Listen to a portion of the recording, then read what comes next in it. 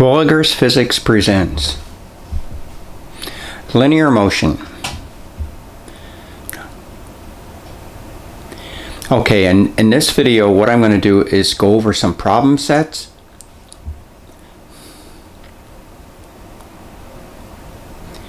To solve the problems, we're going to use problem format. And I will show the solution for each problem going through problem format. So, shown here is a sample problem format that covers the 6 steps to success. So what exactly is problem format? We have a problem up here on the top. So the first thing we need to do in problem format is read the problem. So a car traveling at 60 miles per hour or 88 feet per second slows down to 15 miles per hour, which is 22 feet per second, in 6 seconds. What's the acceleration of the car? Okay, so we've read the problem. The second step, list the given information and list it preferably in a diagram. So over here I have my diagram. The car starts out at 88 feet per second. It ends up at 22 feet per second. It took a total of 6 seconds. And we want to find the acceleration. If we look at this diagram, it's very easy to see exactly what is given and what we're being asked to solve for. Okay, step 3. Write an equation in the most acceptable form. So out of the 6 linear equations we have, we're going to pick one that has these variables, which is here v final is equal to v initial plus at. The next step that I would recommend right here is check for any zeros. If you have a 0, that term drops out, and lots of times it simplifies the equation.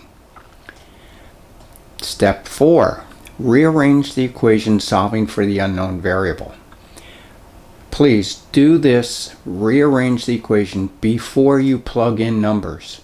So often in math class they just have you plug numbers into an equation and then you have to move everything around. Don't do that.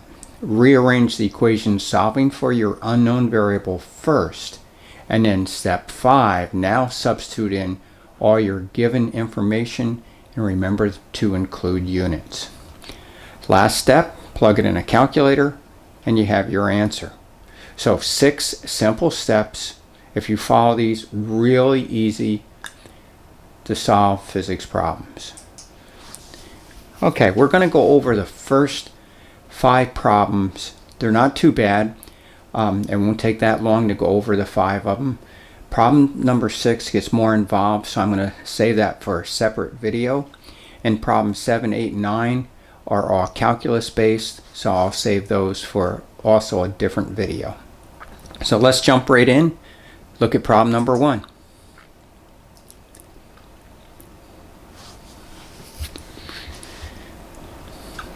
Okay, problem format, step 1. Let's read the problem. A particle is accelerated from rest to a speed of 50 meters per second in 5 seconds. The average speed of the particle during this 5-second time interval is. Okay, click on the correct answer. I know it's 25. So we'll see why here. Look at the solution. So step 1, read the problem, which we've done. Step 2, list the information, preferably in a diagram. So real easy to draw a line. We got a ball on the that's accelerated from rest to a speed of 50 meters per second in 5 seconds. And we want to find the average speed. So write an equation for average speed. V average is v final plus v initial over 2. Rearrange the equation solving for the unknown variable if needed. Okay, check for zeros. V initial is 0, draw an arrow through it and drop it out. Now we can substitute in our values. Remember to include units. Plug it in a calculator if you need to, and we get an answer of 25 meters per second. Okay, let's try another problem. Problem number 2.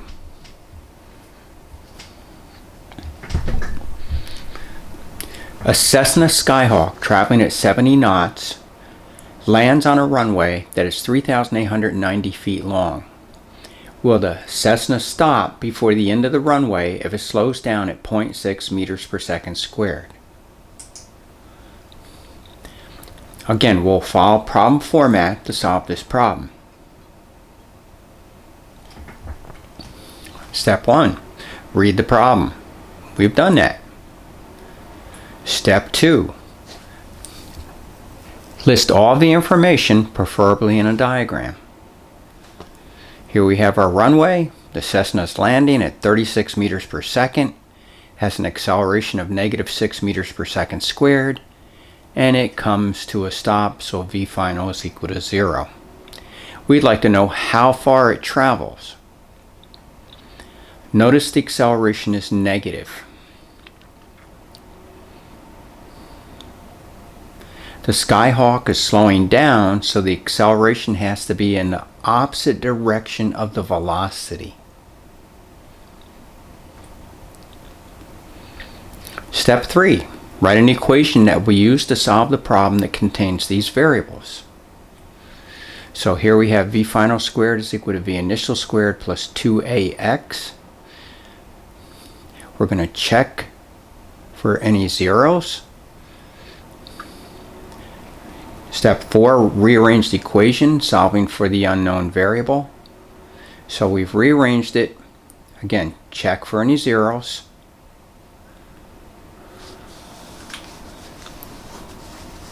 V final is 0.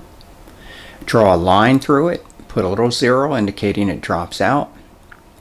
Now we can substitute in both numerical values and units.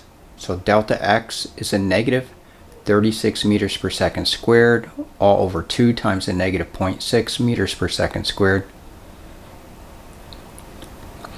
Plug this in a calculator, and we get x is equal to 1,080 meters.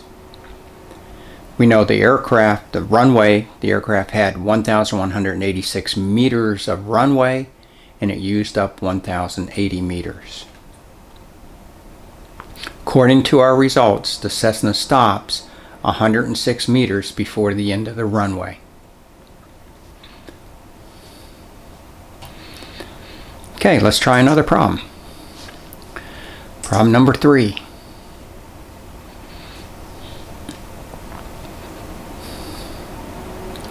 Here's the problem.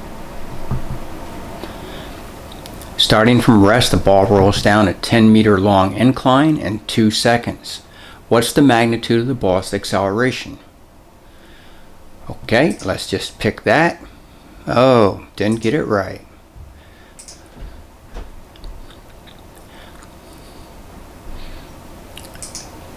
Alright, so why is it 5 meters per second squared?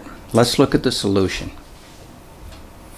First off, we're going to read the problem, which we've done, and then we're going to list the information in a diagram. So here we have an incline. The ball is rolling down the incline. The incline is 10 meters long.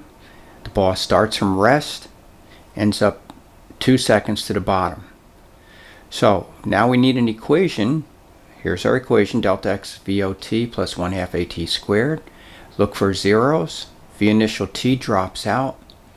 We can now rearrange for acceleration, plug in our numerical values along with their units, and write down the answer, include units. So once again, we have a diagram. All of the information's in the diagram. We wrote an equation in the most familiar form. We checked for any zeros. This entire term dropped out because V initial being 0, 0 times time is still 0. The whole term drops out. We rearranged what was left for the acceleration. So we get acceleration is 2 times the displacement over t squared. Now we plug in our numerical values with the units, plug it in a calculator, and we have an answer.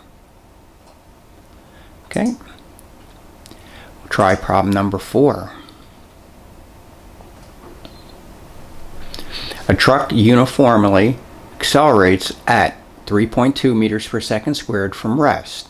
The truck reaches a speed of 17 meters per second when it has traveled 40 meters. What was the truck's initial speed? Okay, let's jump in and look at the solution.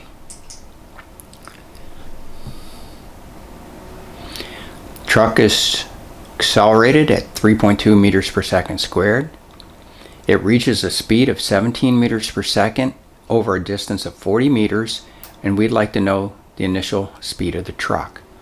So we're going to write an equation. V final is equal to V initial plus 2AX. Check for any zeros. We're not sure if there's any zeros, so we're not going to cross anything out. Now we can rearrange it for V initial. We have V initial, and then we plug in our numerical values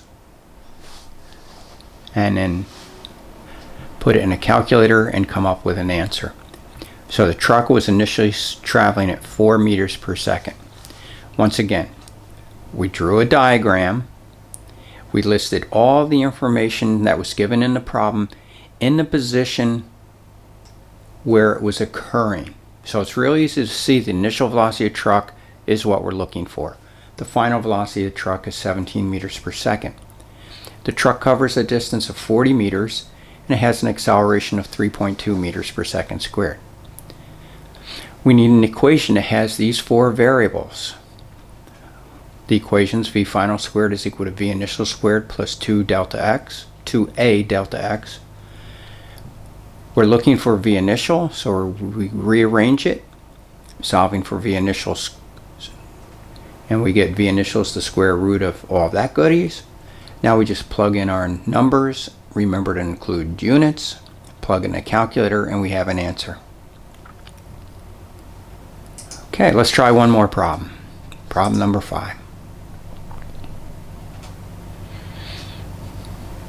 An object is originally traveling at 20 meters per second west, accelerates uniformly at 4 meters per second squared east for 2 seconds.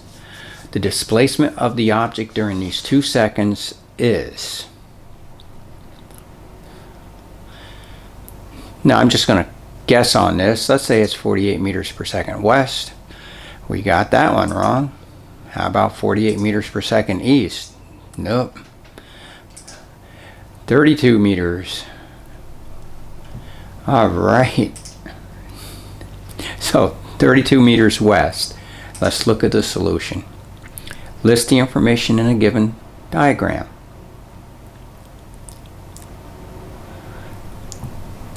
Here we have the object originally traveling at 20 meters per second. It accelerates at 4 meters per second squared.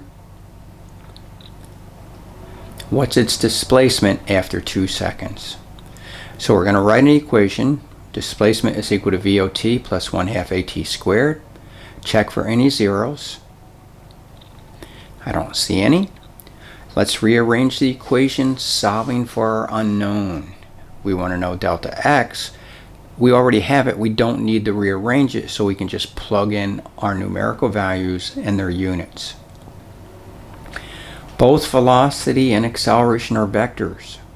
Remember to include the direction. Plug this in a calculator and give your answer, including the correct units. Notice the displacement is negative. This tells us the car is located to the west of its original position.